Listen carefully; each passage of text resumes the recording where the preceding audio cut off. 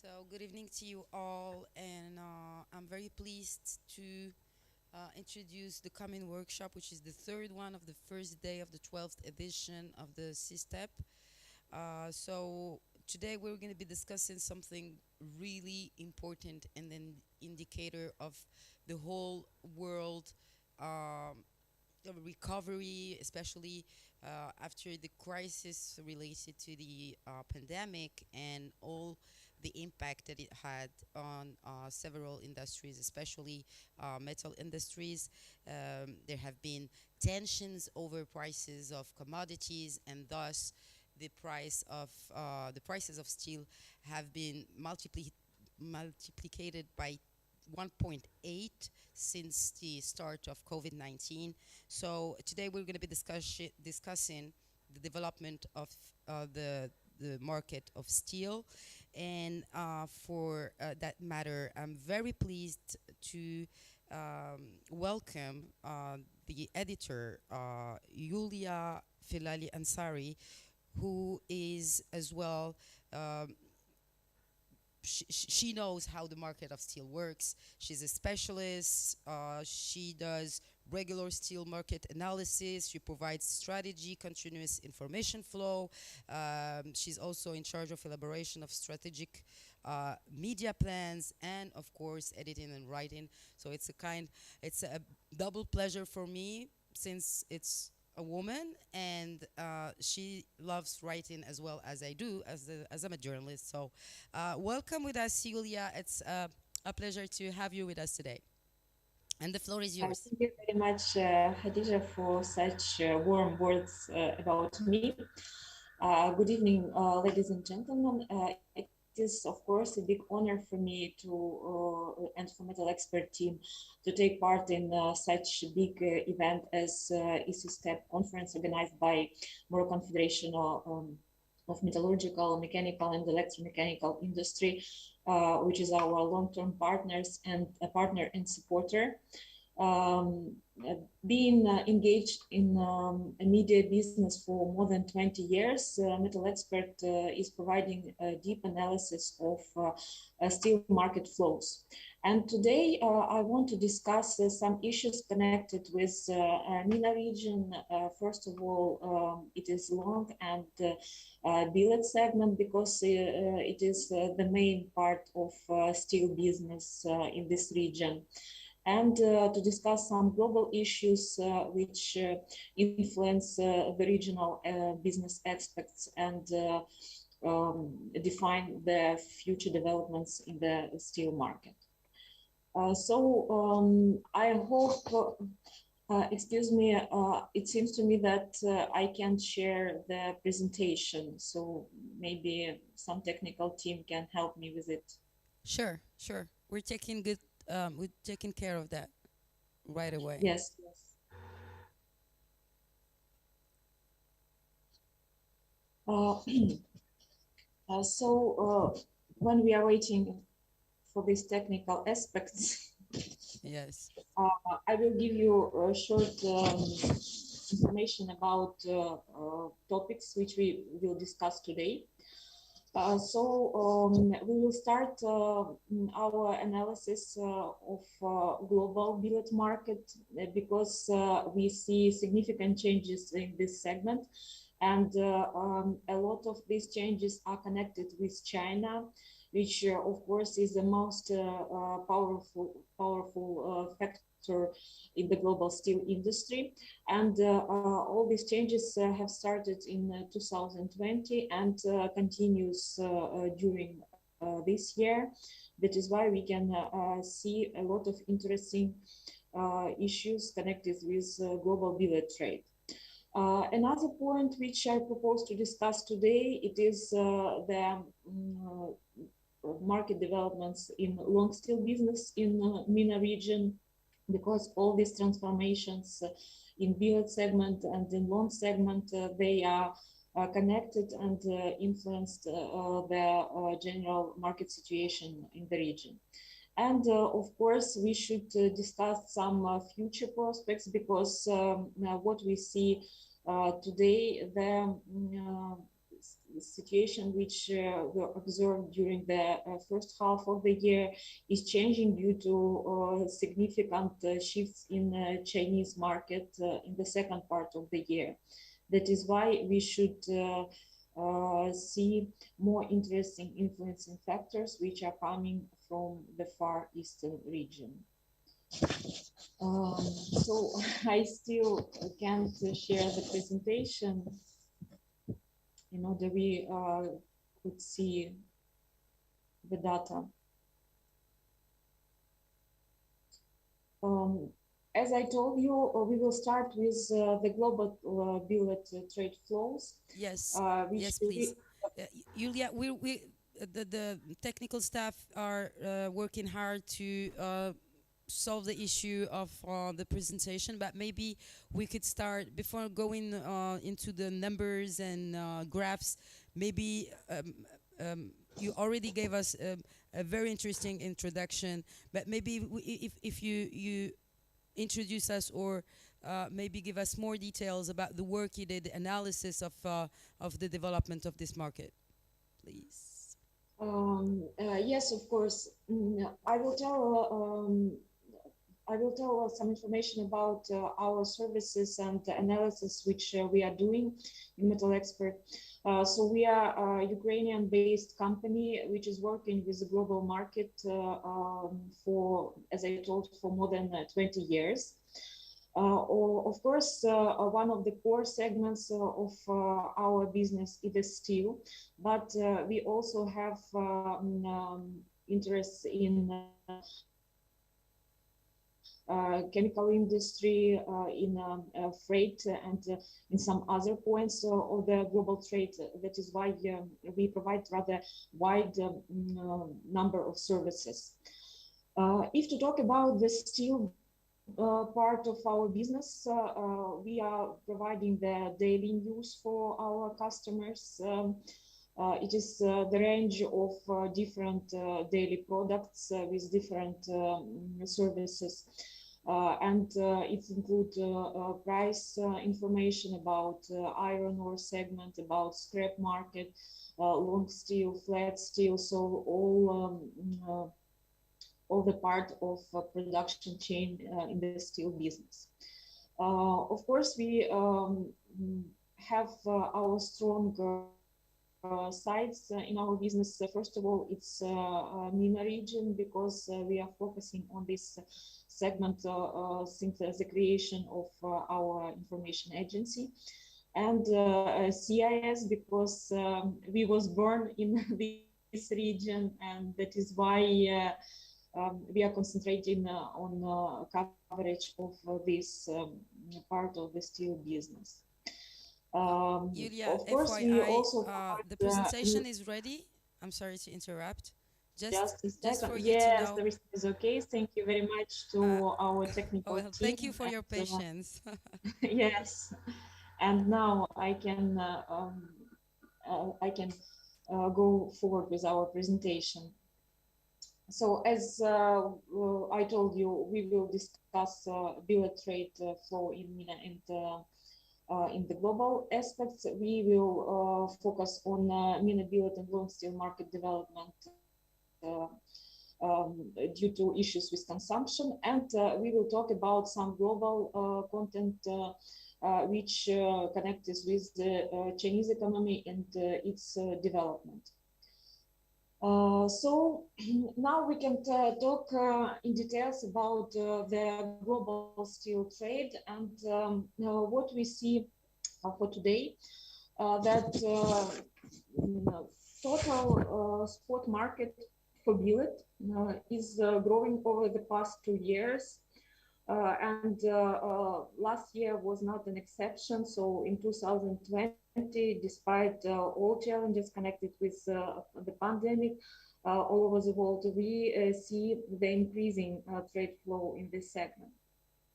And it is surprising, but the volumes of trade were really a record high and hit the records registered in 2016 when China ruled the day in the global billet market, and It was the best period for billet trade globally. What was the reason for such splash in trading? First of all, we see that during the second part of 2020, the demand start to recover, and especially it was observed in China, which suffered the first but recovered the first as well. But it is not the only reason. We also should take into account that over the past 2 years, in the billet segment, we see newcomers who open new capacities. And first of all, it is Vietnam, Indonesia. As a result, the available volumes of billet from the mentioned countries increased from almost 600,000 tons to 3 million tons. So it means the five-fold increase during the past 2 years in availability of billet in the global market. As a result, such traditional suppliers as, for example, CIS, what we can see at this slide, lost their market share in the billet segment. And in 2020, it was a reduction of the market share from 34% till 27%. Iranian suppliers managed to sustain the market position, and we see in orange color that they significantly increased share in 2017 and 2018, but during the past 2 years, their share was more or less stable. And this year, we see that this trend with expansion of global billet trade is continuing. But of course, the pace of recovery a bit slower because the comparison base for last year improved, especially in the second half of the year. While on the one side we see the global trade is increasing, from another side we see that some regions reduce dependence on billet, and one of the reasons for such a surge in global billet trade was China. Because, as I told you, this country suffered the first from the consequences of COVID-19, but they managed to recover as well the first. As a result, during the second half of 2020, the billet imports into China skyrocketed till really unbelievable marks. During the 2020, China imported 11 million tons of billet. So it is really huge volumes for such big steel maker as China. And of course, it wasn't a matter of insufficient billet supply, because all of us is aware that China is a source of overcapacity in the global market. Of course, it was the matter of economic viability, because skyrocketing iron ore prices, coal prices put significant pressure on margin, and sometimes import billets were more attractive for Chinese steelmakers, and they buy these volumes and try to hedge their risks of lower profitability. And what we see that almost all key suppliers, billet suppliers, ramp up cooperation with China. So it's India, Vietnam, CIS, Iran, Indonesia, Malaysia. And even some non-traditional billet suppliers, such as GCC countries or some North African countries, first of all, Algeria, they appeared in the list of suppliers in China. And one of the most interesting questions, have this trade flow remained sustainable in 2021? And I should say that, yes, of course, this trend is continuing, and the reasons for its sustainability, it is also pricing. So what we see that in September, coking coal prices in China hit $600. So it is really huge numbers, and of course they are driving costs very much. Of course, it is connected with some market fundamentals, for example, lower availability of coal due to some production moments. And of course, with very strong tension between China and Australia, a political tension, which resulted in lower intake of Australian coking coal. And another point is the policy of China, because what we see that Chinese government tighten environmental restrictions, and of course it is influencing the moods in the Chinese market. And of course, the mills should do something with their pollution, with the production volumes. And one of the issues which help them to cope with this challenge is, of course, imports.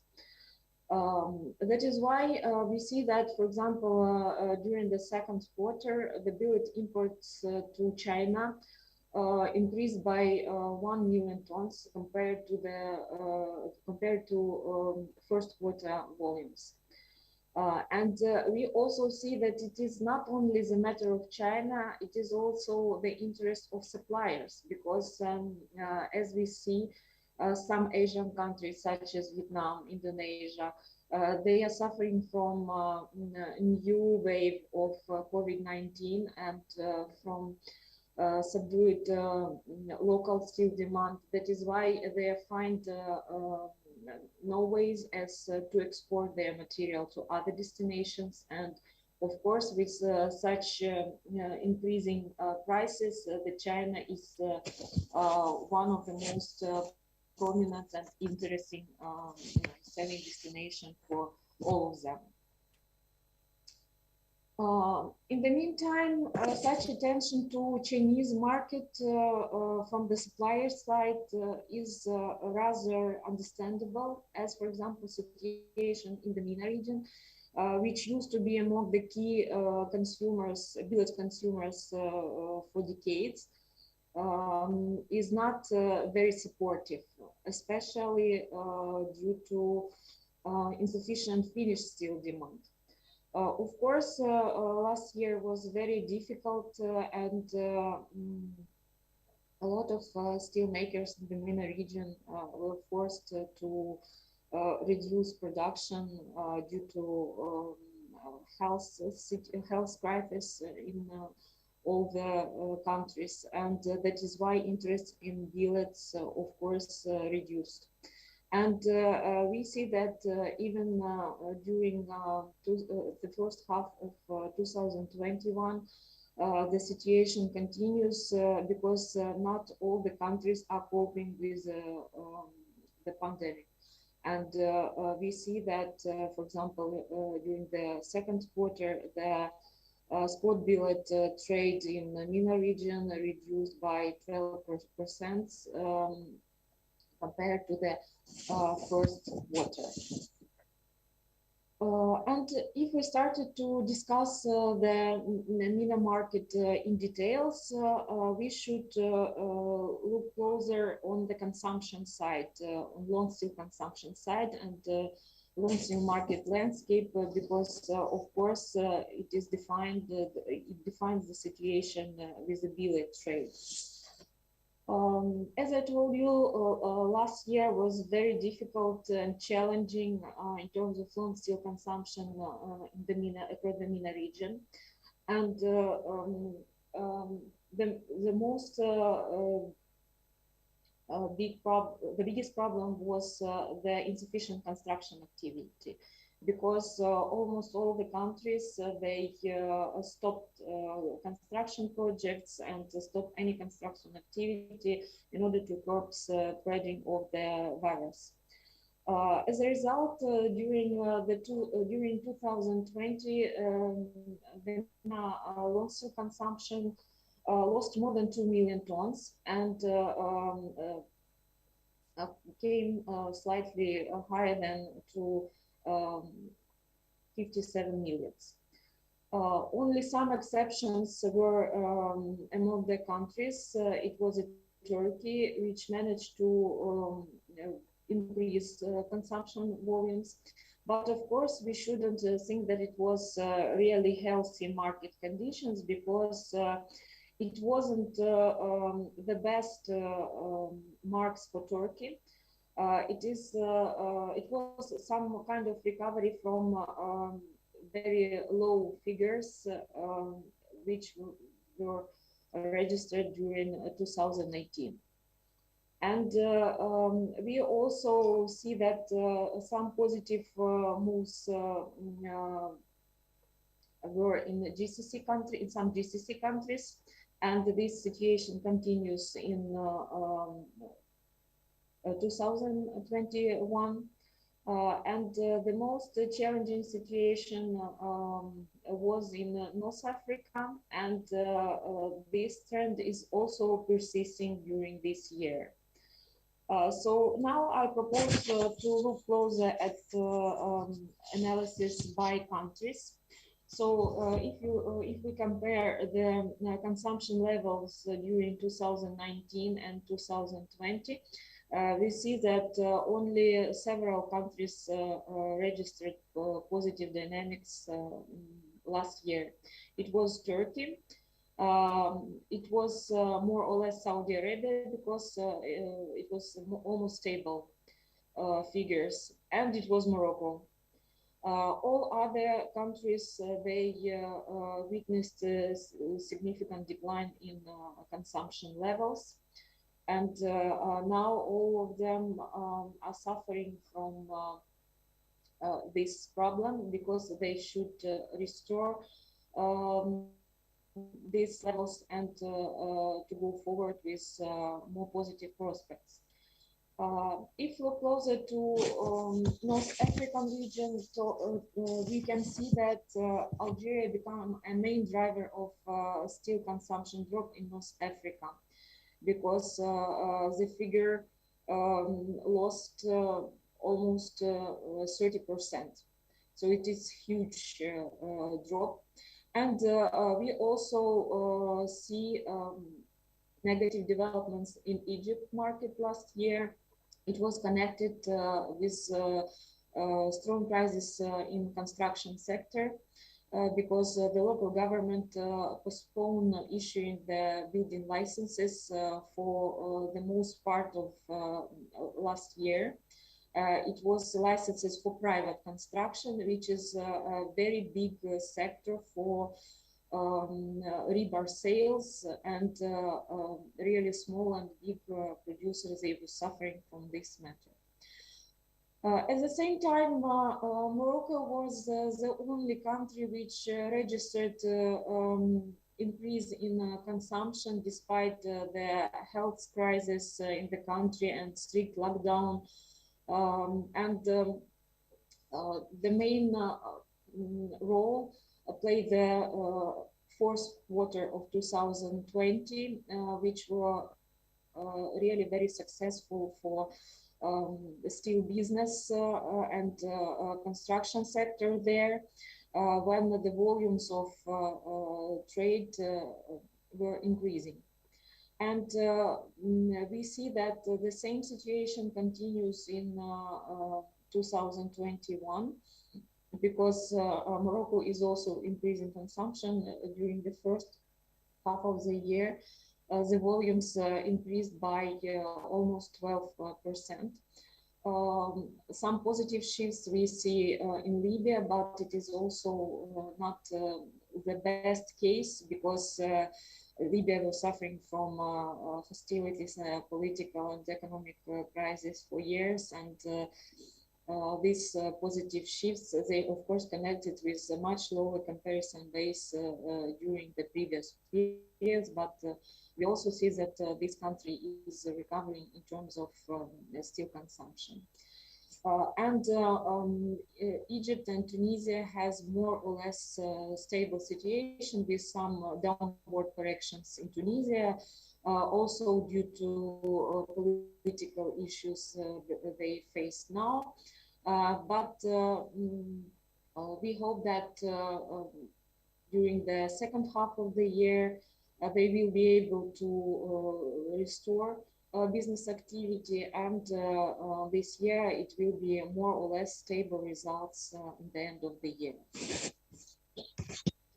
As we see, COVID-19 become a challenge for all the steel makers, and of course it is spur the wave of trade protective measures in the North Africa region. Morocco was one of the most advanced in this issue, because a lot of segments already has some trade measures, while, for example, Algeria and Egypt, they tried to introduce some additional measures to protect their steel makers during this challenging period. And what we see for future and as a global trend, these protective measures will be increasing more and more globally, because all the countries now are trying to localize production, and this conference is also an example of development of the sustainable supply chain inside the country, when you produce everything in order to provide jobs for your citizens, to generate economic revenues for your country. That is why this trend, of course, will continue to develop. And another reason for development of this trend is also connected with the COVID, because lockdowns and interruption of supply chain during the last year proved that you should be secured in some strategical products, and of course steel appeared in this list of strategical products as well, because it is a feedstock for many industries, automotive, pipe industry, and other sectors. That is why we of course will see more restrictive measures and more new projects which are supporting localization in the global market and in North Africa as well. At the same time, we see that North Africa become more interested in cooperation with international market, which is not a common trend for MENA region at all, because as usually regional producers, they were mostly focused on local market needs, and also on imports of some needed materials for their needs. But 2020 and this year proved that subdued local demand forced some steelmakers look closer to international market opportunities. And we see that during the first half of 2021, more than 200,000 tons of steel, different steel products in the long segment were exported all over the world. Of course, the biggest part of these volumes were delivered from Egypt, and it was mainly wire rod, which were supplied to United States, Canada, some Latin American countries such as Brazil, and Algeria, which started to develop export business owing to big expansion, capacity expansion programs, and such big producers as totally Algeria, which is Turkish investment, and Algerian Qatari Steel, which is a joint venture of Algerian business and Qatari business. Some small volumes were traded by Libya, Morocco, Tunisia, but these three countries are only in the beginning of this big export business, and they have potential for being successful in this segment, at least during this time, because the situation in the global steel market and favorable pricing, these high prices, they allow for all North African steelmakers to gain margins from export trade and international business. And now, as we started to discuss again some global aspects and export business, we should look closer on China, because during this pandemic period, it is the most influencing factor on the global steel market and its prospect. And what we should keep in mind that today, China's economic and steel market prospects, they are not as rosy as several years ago, and they are really less sustainability. First of all, we see that China's economic indicators, they are under the big threat, and it is connected with several reasons. First of all, it's tougher measures against COVID-19, because despite the fact that China coped with this challenge the first, some situations appeared in this country as well, and in one or another region they face healthcare problems, still face these problems. Another big challenge is really high commodity prices, and it is not connected only with steel. So it is also about cement, about wood, about all the commodities. And of course, the Chinese government is trying to slow down this commodity price increase, because it is influencing budget, it is influencing possibility for investments. The third one important issue is situation in the housing market, because during a long period of time, housing market, real estate segment in general was one of the main driving force of urbanization in China, which provide fundamentals for economic development. And all this situation with high commodities prices resulted in sky-high housing prices and lower possibilities of Chinese people to buy this to buy these homes, and of course developers face some difficulties with liquidity. And one more important point, it is of course steel production cuts. They are connected with several reasons. One of them it is the environmental goals ahead of Winter Olympic and Paralympic Games, which will be in China in 2022.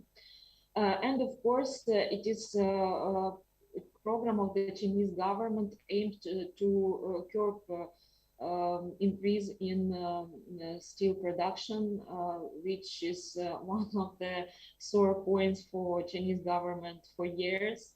Despite all the efforts and programs announced from time to time, the steel production were growing in China, and we saw this in 2020, in 2019, in 2018. So all these years, which they are struggling for production cuts, they failed to reach really good results in this matter.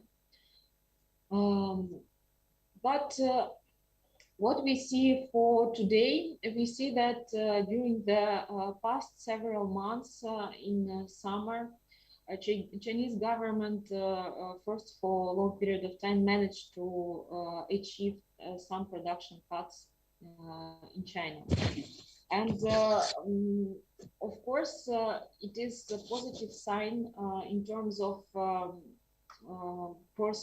prospects of annual targets for production cuts. But we shouldn't forget some issues. Of course, China approved the plan for production cuts, and this plan were prolonged till March 2022. It has two phases in frame of the first phase, which is from November till December.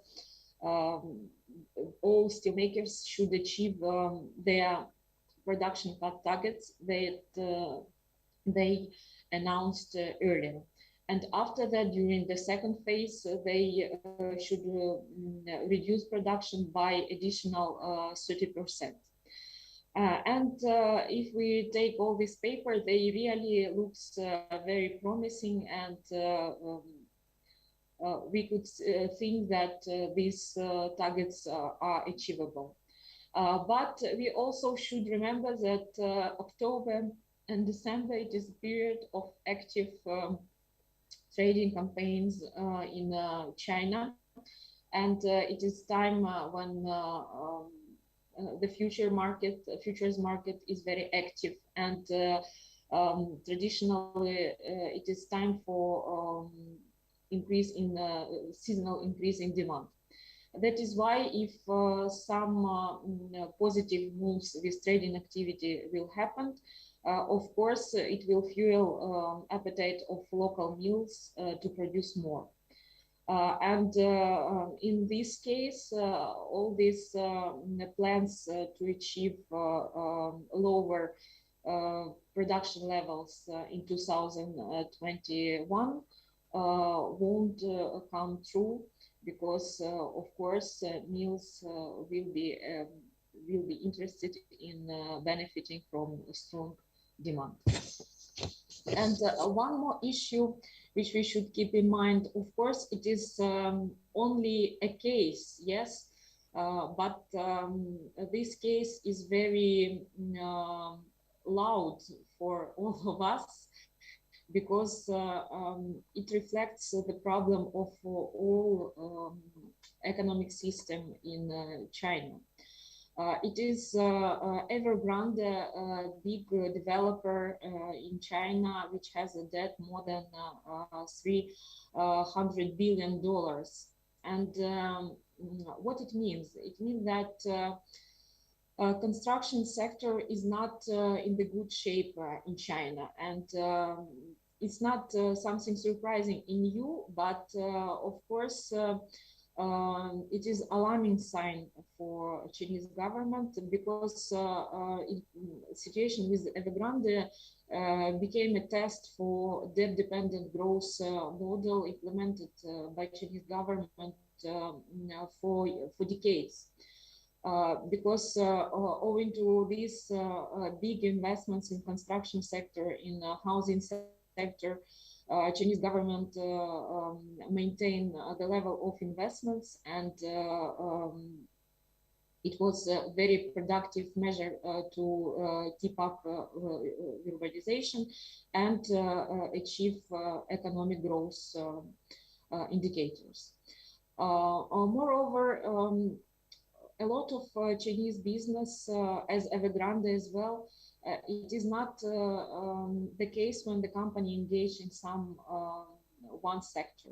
So if we are talking about this case of Evergrande, we see that this company has interests in real estate, in communications, in farming sector, in sports, and almost all big Chinese companies, they has interests in different sectors. So it means that if the company became vulnerable in one sector, it may create problems for another sectors as well.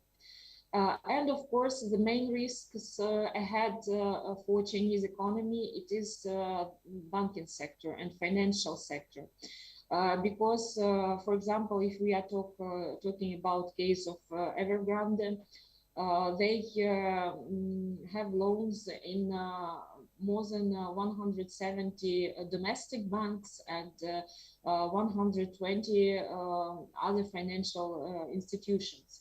So when the company, one company with such huge debts has relations with such big number of operators in financial markets, of course, it can create a lot of problems with liquidity, because when you give a lot of money for credits, you should think twice. Maybe you won't be able to return them. And of course, we return in such situation to the same problem. The whole economy is built and debt dependent growth model. That is why it is like a circle, which is very dangerous for the economic situation in China nowadays. And to summarize my speech, I want to give you some takeaways. So first of all, global spot billet market is restoring, and we should know about this, and it is come closer to volumes which we last time seen in 2016. First of all, it is connected with situation in China and its high interest in semis purchases. At the same time, in the MENA region, we see a gradual narrowing of the trade flow. And if the situation with long steel consumption won't restore in the next several months or year, of course, we will see that global spot billet market will see lower contribution of MENA region in trading.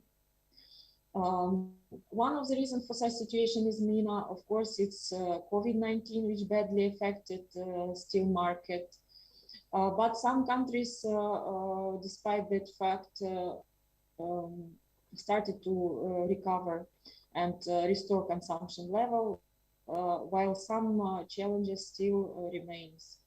And of course, this situation with COVID is quite unpredictable, because despite the vaccination, despite the health measures implemented by local governments, from time to time, the situation is going under the control. For example, we see this situation in Asia when they forget about this problem for some period of time, and after that return to strict lockdowns.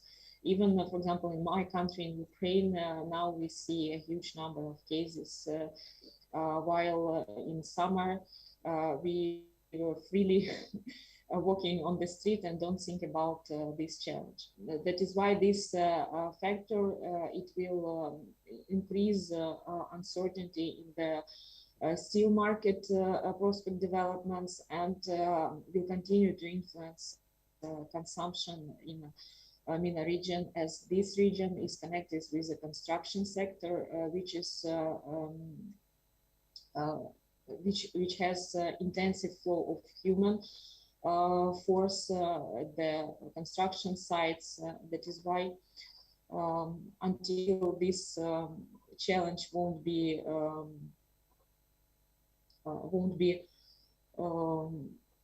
until we won't cope with this challenge, we will see these negative developments on the consumption side. We also should remember that increasing production potential and challenges connected with the pandemic, they aggravated trade protective measures globally and in North Africa in particular. But at the same time, the region starts to show its interest in exports, which could be a big opportunity for the region. And of course, one more factor of uncertainty in the MENA region is China, because it is a big global factor, which may be a game changer in the next few months or year. Because as we know, the situation in China is changing very quickly, and of course, it is also unpredictable from time to time. Thank you very much for your attention, and I will be glad to respond to all your questions. In addition, I want to use this opportunity and invite you to our upcoming event, which will take place in Istanbul in November. And here we will be able to discuss in more details developments in the MENA billet, long and flat steel market. So now I'm open for your questions. Okay, thank you so much, dear Yuliya. It was very interesting. I mean, I took some notes, and indeed, you put the light on some very important matters that affect directly or indirectly this steel market. I do believe. Let me double check if we don't have any questions pending. And nope. So I would like to thank you again for this very useful presentation, and see you soon. Thank you, dear Yuliya. Thank you very much. I also want to thank you for this time and for this opportunity to speak during your event. I wish you good luck during the next 2 days of the conference. I'm sure that it will be very interesting, because today in the morning I also have time to see what you are doing there, and hope to see you next time. So Yes. thank you very much. After COVID, yeah, we Yes, shall meet yes. again, for real. Thank you, Okay. Yuliya. Bye-bye. Bye. Bye. Voilà donc.